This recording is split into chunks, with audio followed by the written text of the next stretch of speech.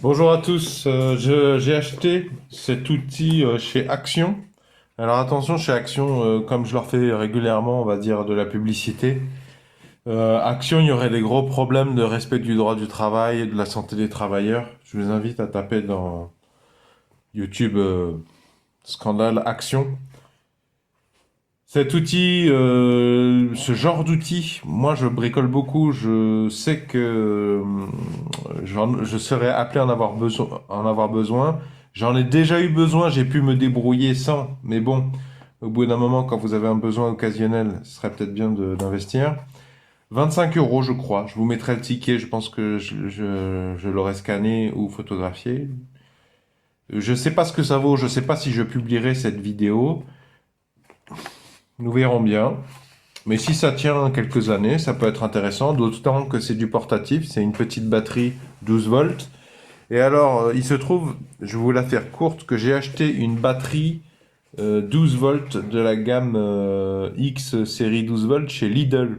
Or, Action et Lidl et Noz, je crois que c'est tous les trois des concurrents allemands industrie du premier prix.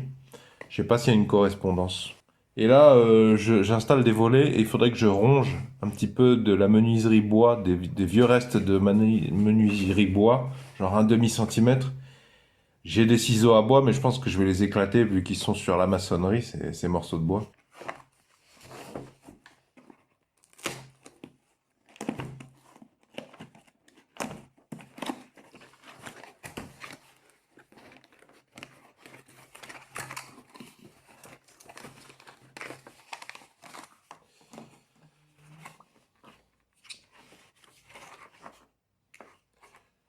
Je vais aller chercher la batterie Lidl, là. Donc de la gamme Parkside.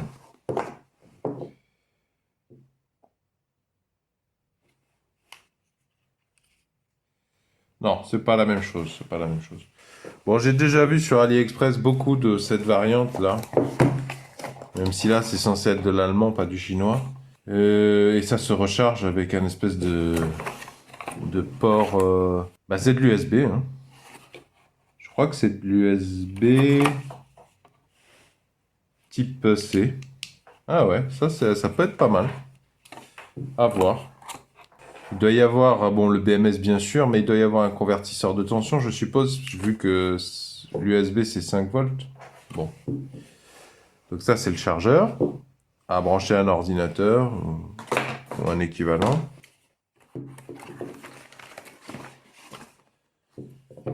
L'outil en lui-même,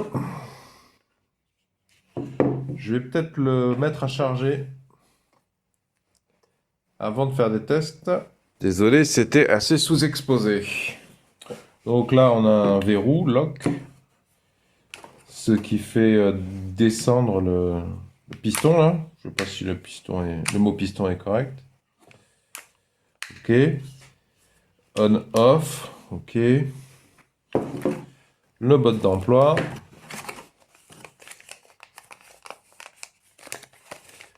Donc ça, je pense que c'est un embout de ponçage.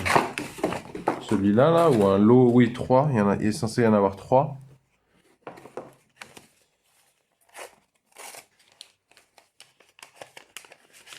Donc ça, c'est les 3 têtes pour poncer. 80, 120, 240, ok. Pas mal pour découvrir, peut-être. Donc ça, c'est la tête, justement, avec le revêtement qui doit être équivalent au scratch, un truc comme ça. Pour positionner les têtes. Mais moi, ce dont j'ai besoin aujourd'hui, c'est plutôt des lames en métal. C'est pas mal, emballage papier. C'est pas mal, j'aime bien. J'ai la marque Firm, Scrapper.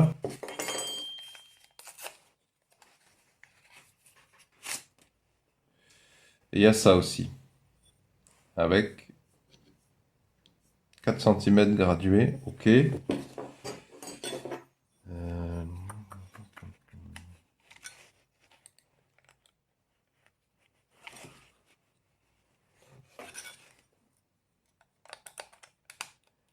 Et donc on peut ajuster la position, quoi. Il y a pas mal de positions différentes. Donc pour le bois, je suppose que c'est ça. Et ça, c'est pour décoller le revêtement ravalement de façade, là. Ça sera plutôt ça, je suppose.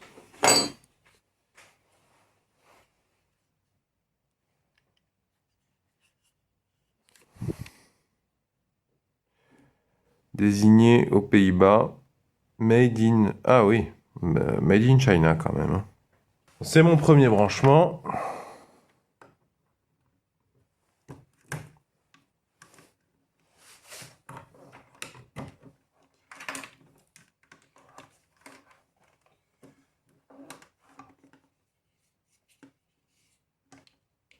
Ouais, c'est vraiment de l'USB type C, hein, classique.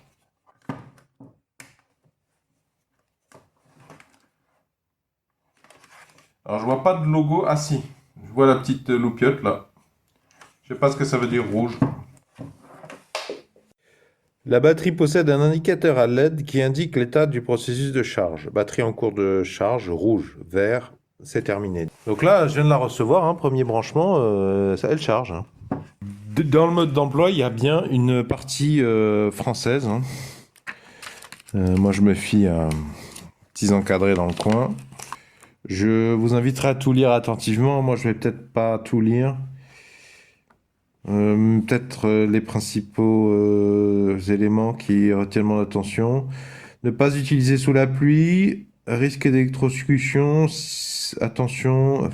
Porter des équipements de protection. Porter des lunettes de protection. Porter une protection additive. Porter un masque anti-poussière. Température max 40 degrés Celsius. Donc en été, il y a certaines régions du monde où c'est déconseillé. Utilisation en intérieur uniquement.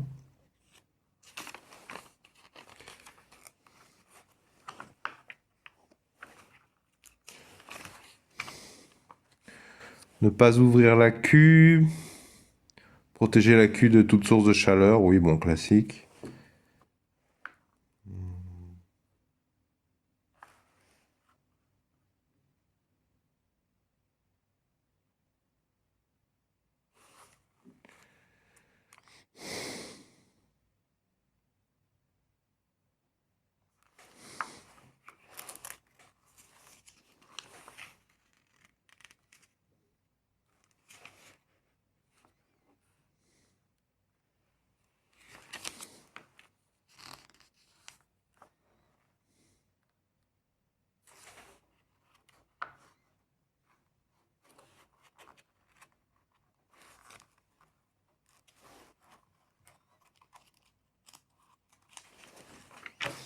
Bon, il conseille de tirer une ligne, hein, tracer, je suppose, ce que vous comptez grignoter. Attendez que la machine atteigne son régime maximum. Pas de pression excessive. Je vous invite à vérifier dans la description sous la vidéo. J'essaierai de voir si je trouve pas le manuel au format PDF, un URL qui vous permette de le télécharger gratuitement pour pouvoir le visionner un peu plus confortablement sur votre ordinateur. Si j'y arrive, je vous le mettrai dans la description sous la vidéo.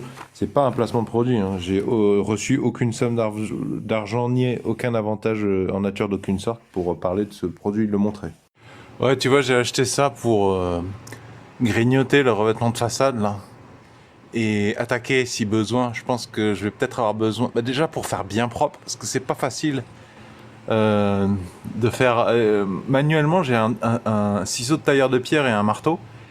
Et ce qui est pas mal, bon là, heureusement que ça marche, ça marche, hein, il est neuf le truc. Mais c'est pour te montrer l'exemple de première utilisation. Je pense que mes voisins apprécient parce que ça fait moins de bruit. Parce que avant, jusqu'à présent, là c'est mon 1, 2, 3, 4, 5e volet. Avant, c'est marteau et ciseaux de tailleur de pierre sur la façade, ça fait quand même beaucoup plus de bruit, c'est beaucoup plus fatigant et c'est moins propre, tu vois, parce que là, je passe derrière. Tu devines au moins 2 teintes de ravalement de façade, plus les mastiques, plus je sais pas trop ce qu'ils ont fait là. Voilà. Et tu te fatigues moins, quoi, tu gagnes du temps, je trouve. Et c'est plus propre. Bon, après 20 minutes d'utilisation intensive, elle s'est arrêtée une première fois. J'ai cru que c'était moi qui avais appuyé sur le bouton, mais en regardant, non. Je l'ai relancée. en y allant, en faisant attention à y aller doucement, et elle s'est rééteinte aussi tout de suite. Et effectivement, bon, elle est pas brûlante, mais elle est chaude. Je suppose qu'elle est en surchauffe, elle se met en sécurité, quoi. Donc je vais charger la batterie. À moins que ce soit la batterie qui soit trop faible. Non, ça m'étonnerait. Ah si, c'est possible. Alors, remarque sur le design. Machinalement, tu vois, je pense que c'est un peu dangereux. Enfin, je sais pas, je me pose la question. Parce que le port USB, ça ressemble à des ports, tu vois. Je sais pas ce qu'il se passe si tu te trompes et que tu as branché ton chargeur, hein, et que tu le glisses dans une des deux bornes, là. Je sais pas ce qui se passe, tu vois. Ça, c'est pas très bien, je pense.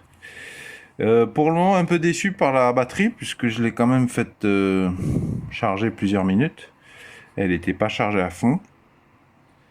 Je sais pas, je pense que je l'ai mise en charge bien 10 minutes à la base. Elle n'était pas chargée à fond.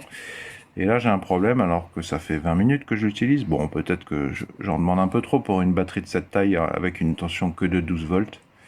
Parce que j'attaque quand même des vieux revêtements de façade et de la maçonnerie, quoi. Voilà. C'est pas brûlant, hein, alors que ça doit faire plusieurs minutes que c'est arrivé à pleine charge.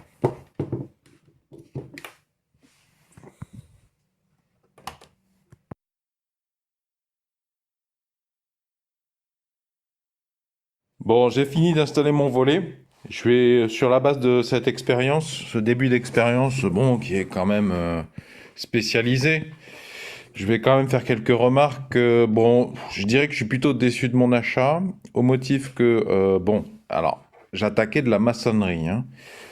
Enfin, en fait, je suis déçu au motif que, bon, certes, le support derrière, c'est de la maçonnerie, mais déjà, pour décoller l'enduit de façade, ravalement de façade, l'enduit qu'ils te mettent là, multi-usage, qui peut être à d'épaisseur très variable. Dans les coins, c'est très épais en fait. Et du coup, quand tu poses des volets, ça complique considérablement les choses, puisque l'enduit de façade multi-usage, en fait, outre la maçonnerie qui peut ne pas être très droite, mais dans les coins, en fait, l'enduit te réduit la largeur de ta maçonnerie. Et si tu recoupes ton volet trop, le problème c'est que tes montants, ben, ils vont s'éloigner des bords de ta maçonnerie. Donc quand tu vas visser, ben, tes montants ils vont faire comme ça et tu vas avoir des jours sur tes lames de volet. Et alors le truc c'est que bon, moi je comptais à ça pour être pas mal multi-usage, pour à la fois scraper en fait, hein, pour enlever l'enduit de façade. Ça a pas mal marché à ce niveau-là, mais si tu vois bien, là, il a déjà pris un coup dans la tronche. Et puis, je voulais aussi que autant il m'aide à scraper le revêtement façade, mais qu'il m'aide à manger proprement, rapidement, un demi-centimètre, même pas 3 millimètres de bois, puisque là, on est sur une fenêtre qui a été posée sur un cadre en bois, d'une fenêtre ancienne en bois. Ils ont utilisé de la mousse. Il y a des gens qui disent, hein, des bricoleurs expérimentés, qui disent arrêtez d'utiliser de la mousse pour des maintiens de fenêtres. C'est un isolant, c'est pas du tout pour le maintien, là, de la mousse. Et là, j'en avais. Et le truc, c'est que cette fonction, cette espérance que j'avais n'a pas été remplie en lien avec le fait que la batterie est sous-dimensionnée, en fait, hein, pour cet usage, hein. Parce que ça, c'est plutôt pour attaquer des trucs durs, tu vois, cette lame. Elle fait partie des accessoires d'origine. Mais en fait, ta batterie, elle est complètement sous-dimensionnée. Elle se vide très vite et elle se charge lentement. Bon, après, ça me dérange pas qu'elle se charge lentement, mais si tu veux, je la charge pendant les heures creuses en début d'après-midi à fond ou même tout de suite après utilisation. Mais le lendemain matin, le problème, c'est que ça va durer 10 minutes. Ah ouais, mais si j'ai une matinée de travail, 10 minutes, qu'est-ce que j'en fais? En fait, du coup, ça vaut même pas le coup de sortir le truc. Et c'est pour ça qu'en fait, j'avais acheté il y a quelques mois en préventif des ciseaux à bois, ce kit premier prix. J'y connais que dalle en ciseaux à bois, mais c'est quand même un outil de base extrêmement fiable. Moi, j'ai acheté ça sur Amazon. Je te mettrai les références dans la description sous la vidéo, mais tu peux trouver des choses, je pense, beaucoup moins chères avec un métal de bien meilleure qualité ou pas. dans les brocantes. Le truc, c'est que moi, je voulais que ce soit prêt le jour où j'en ai besoin. Or, le conditionnement, c'est très important, surtout sur les ciseaux. Parce qu'un ciseau de tailleur de pierre, un tournevis, un maillet, tu peux le foutre dans un pêle-mêle avec plein d'autres outils en métaux. Ça va pas trop les abîmer. Par contre, les ciseaux, absolument pas. Tu peux pas te permettre de faire ça. C'est tout un sujet de les tailler. Là, c'est l'usinage, enfin, c'est l'exisage de. Tu vois, je l'ai pas déballé la pierre, j'y connais que dalle. Mais justement, je me suis outillé pour pouvoir m'améliorer dans ce domaine. Et en fait, comme je te dis, ça dure 10 minutes. Ça a duré 10 minutes. Donc en fait, j'avais pas du tout ni fini de scraper mon enduit de façade, ni attaqué le bois. En plus, ben là, je pense que c'est intéressant, c'est un peu spécialisé, mais ce que je vais aborder, c'est des contraintes qui sont ultra réelles, que les artisans doivent bien connaître, si tu veux. Dans mon immeuble, le truc, c'est que de temps en temps, tu as des casse-pieds qui pensent oh, je vais acheter un appartement, je vais le retaper les week-ends. Et comme ça, je travaille la semaine. Ça va me financer mon emprunt. Oui, sauf qu'en fait, rénover un appartement dans un immeuble où il y a du monde, c'est interdit, hein, concrètement. Alors, il y en a, je sais pas s'ils me prennent pour des idiots, ils tentent le mensonge, ils font genre, ils savent pas trop. Euh, mais samedi, tu as le droit de faire des travaux légalement le matin, essentiellement. Ça dépend. En fait, il faut que tu tapes arrêté préfectoral avec le nom de ton département qui te dit les horaires. En général, c'est samedi matin, genre 10h midi. Et après, c'est mort, hein. Tu n'as pas le droit de faire de travaux le samedi après-midi. Et encore moins le dimanche. Et il y en a, ils pensent qu'ils vont pousser, c'est toléré, mais c'est interdit. C'est interdit. Et en plus, moi, des réponses que j'ai eues encore récemment, parce qu'il y a un mec qui posait du carrelage à 21h jusqu'à 22h, à coup de maillet, dans un immeuble vieux, donc tout est très rigide, donc les sons vont très loin, les vibrations vont très loin. À 21h10, je suis monté et il fait genre l'étonné, alors que pourtant j'ai été poli et gentil. Il reconnaît pas le problème et présente pas ses excuses. Il commence à m'expliquer que c'est moi qui ai un problème. Heureusement, les restes des habitants commençaient à s'énerver sérieusement le lendemain. Et donc, ça a un rapport avec mon sujet parce que tu as des casse-pieds qui font ça les week-ends, qui le tentent en se disant ouais, mais la tolérance, c'est le week-end. Mais en plus, ils inversent le truc.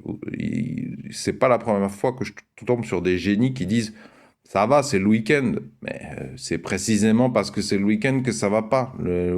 Le week-end, c'est pour les salariés, c'est le jour de repos. Donc, s'il y a bien un moment où tu dois pas faire chier avec tes bruits de bricolage, c'est bien le week-end, c'est encore plus grave. Et en plus, le mec qui me dit ça, il est 21h10, j'ai envie de m'énerver assez très rapidement, quoi, hein. En plus, pour une fois que la loi est totalement de notre côté, parce que la loi n'est pas toujours parfaite. Mais alors, si tu veux, moi, j'attends, je me prive. Même le samedi matin, je le fais pas, tu vois. Je respecte ça, la vie en communauté, en promiscuité, parce que c'est ça, hein.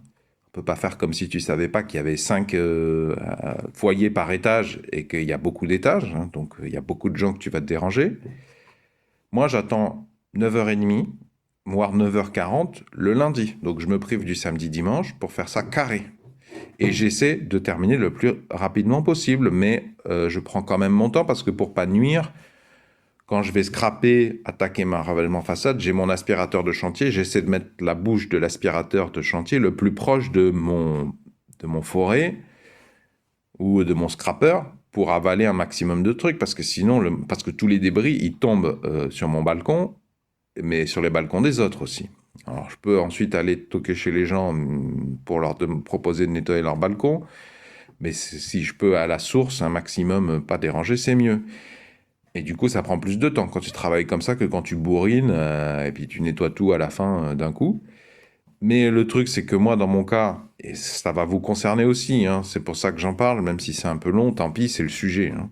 Ce qu'il y a, c'est que moi, quand j'ai commencé le lundi matin, enfin, j'ai un infirmier de nuit qui est venu me voir, qui m'a expliqué, écoutez, vous commencez le marteau là, à 9h40, mais moi, je suis rentré chez moi à 9h20, le temps que je prenne une douche, c'est le moment où je vais essayer de dormir. En fait, c'est pas votre faute, mais il y a mes voisins directs qui me pourrissent la vie en temps normal. J'ai besoin de dormir. Et bon, c'est un infirmier, donc c'est un peu, ouais, il a quand même une mission un peu sacrée. Les infirmiers, ça dort pas beaucoup. Les médecins, ça dort pas beaucoup. Il y a des gros problèmes de sommeil. Je comprends bien le problème, mais moi, justement, j'ai essayé de respecter les règles. Alors moi, je commence tôt pour essayer de finir tôt, pour embêter le moins possible. Et lui, il essaie de se coucher à cette heure-là. Donc pas pénible cet infirmier, hein. De toute façon, il voulait juste dormir, donc il avait d'autres possibilités. Et puis il me demandait des trucs simples, genre est-ce que vous pourriez m'avertir? Donc j'ai pris son email et tout. J'essaie de lui dire pour la veille pour le lendemain, comme ça il sait que ça sert à rien de rentrer chez lui s'il peut dormir ailleurs. Et j'ai mon voisin du dessus qui garde un enfant bas âge, enfin un bébé, hein, pas un enfant bas âge, un bébé. Et il me dit, il vient toquer à ma porte et il me dit, écoutez, ce week-end on a été pourris par les génies là. Puis vous attaquez, est-ce que vous pouvez juste attendre? Ouais, mais si j'attends, ça va pas avec l'infirmier qui lui, ça l'arrangerait que je bourrine pendant 40 minutes et puis après j'ai fini et puis lui il peut s'endormir à 10h, 10h30.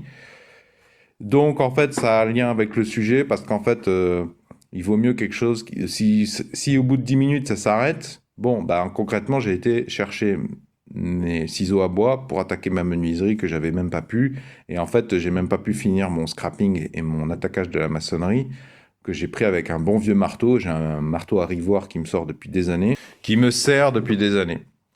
Celui-là, donc ça, là, tu vois. Et puis, mine de rien, en fait, ça, c'est le plus lourd, beaucoup plus lourd que ça. C'est beaucoup moins équilibré. Alors, par contre, très bon grip, hein, je trouve. Mais comme tu es en façade, tu prends un angle bizarre. Bonjour les torticolis, surtout quand les travaux s'étalent sur plusieurs matinées, voire plusieurs matinées de plusieurs semaines. Plus c'est léger, plus tu apprécies. Et puis en fait, mine de rien, c'est beaucoup plus facile de mettre l'aspirateur près quand tu as le petit coup de main, mais ça vient rapidement. L'aspirateur de chantier, c'est beaucoup plus facile de le mettre proche de ça que proche de ça. Ça, regarde la taille que ça, tu vois. Et puis ça vibre et tu risques de trancher ton embout d'aspirateur. Bon, tu peux l'abîmer aussi avec un marteau, mais je trouve que c'était beaucoup plus facile. Voilà, donc tout ça pour dire que, bon, pour le moment, c'était pas ouf pour cet usage. Franchement, pas ouf pour cet usage. Est-ce que je regrette? Bah, le problème, c'est que ça me déplaît de faire rentrer toujours plus de batteries parce que c'est des batteries lithium-ion ou dans ce genre, c'est-à-dire dangereuses quand même, hein. Ça risque incendie supplémentaire à chaque fois.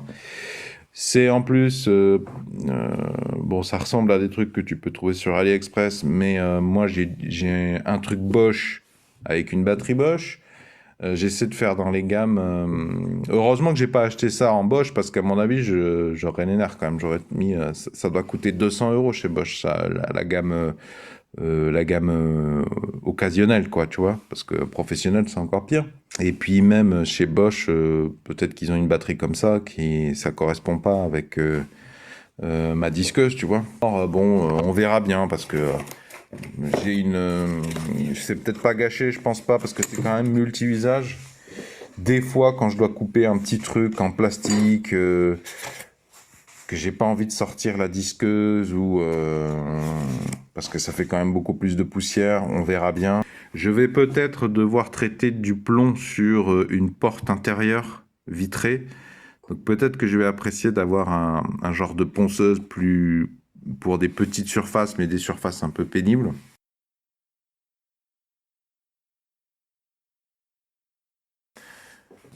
Parce que j'avais pas cette tête. J'ai un outil rotatif multifonction et j'ai une ponceuse avec un gros disque. Donc je regrette pas encore, mais bon, c'était pas pour ce chantier, c'était pas nécessaire en fait. Et franchement, ça se décharge tellement vite que ça rend cet outil un peu ridicule, quoi. Parce que franchement, 10 minutes, qu'est-ce que je vais faire avec ça, quoi? Si nos députés français et nos députés européens pouvaient dire à Bosch, Action, Noz, Parkside, Lidl et d'autres marques que j'oublie, si elles pouvaient leur dire, bon, vous faites tous dans votre gamme des formats différents pour des batteries de même tension nominale, hein, vous faites tous du 12 volts, tel ampérage, bon, à partir de maintenant, là, notamment Action, Noz, Parkside, là, vos batteries 12 volts, vous nous faites les mêmes, hein, vous vous débrouillez. Bosch aussi dans la lignée, tout ce qui est AliExpress, là, les copies en fait, enfin les équivalents de Noz, Parkside, Action sur AliExpress, pareil. Vous nous mettez un seul format parce qu'il y en a au moins 3 ou 4 différents. Et c'est pénible parce que du coup, ça fait des chargeurs différents, des batteries différentes, du gaspillage, des risques incendie supplémentaires, et puis beaucoup de pognon gaspillé. C'est vraiment ridicule, quoi, hein. De la même façon que c'est le législateur, enfin les députés qui ont dit, et les gouvernements qui ont dit, bon, les connectiques informatiques, même Apple, vous allez arrêter de nous casser les pieds, là, vous allez tous faire du USB Type-C, ou, oui, c'est pas parfait, mais un truc qui marche un peu, qui soit relativement universel. Parce que ce qui est pas bien sur ce produit, c'est qu'avec ça, tu vas nulle part, quoi. Il faudrait en mettre plus, quoi. Parce que ça, bon, ça va me durer, je sais pas, 40 ans facile. Et puis ça représente pas de source de départ d'incendie supplémentaire, de risque d'incendie supplémentaire. Et il n'y a pas de batterie qui tombe en panne, qui nécessite de racheter des batteries ou de démonter, prendre des risques et changer des accus.